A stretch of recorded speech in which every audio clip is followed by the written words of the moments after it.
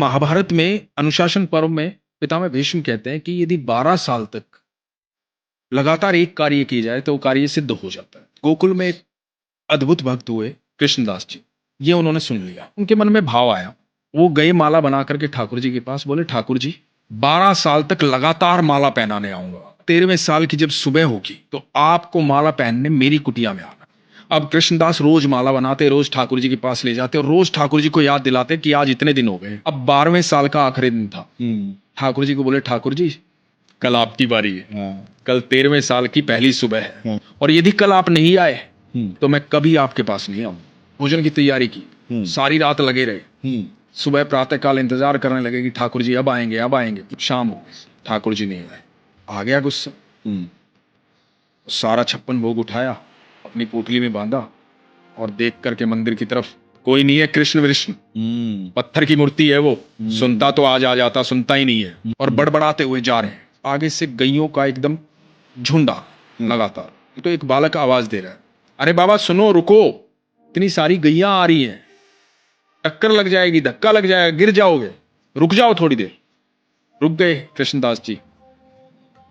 तो बालक बोला कि बड़ी खुशबू आ रही है आपके झोले से, खाना खाया नहीं आपने शायद, तब तक गैया जाए बैठ के खा लो। बोला नहीं मुझे नहीं खाना। क्या हुआ, क्या बात हुई? लाडला है ना वो कन्हैया।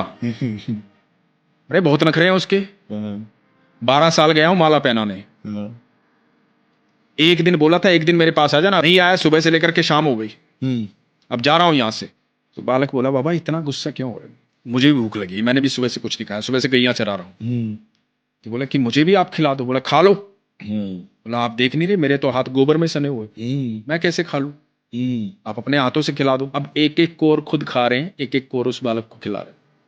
अब उस बालक को जब 2-3 कोर खिलाए ना, तो बालक की आंखें लाल हो गई, आंखों में आंसू बह रहे। कृष्णदास ने देखा, कृष्णदास ने कहा कि तुम रो क्यों रहे हो, भूख लगी थी, खाना खिला तो रहा हूं, रो क्यों रहे हो? तो बालक बोला बाबा माला नहीं पहनाओगे आज। कृष्णदास बोले कौन है तू?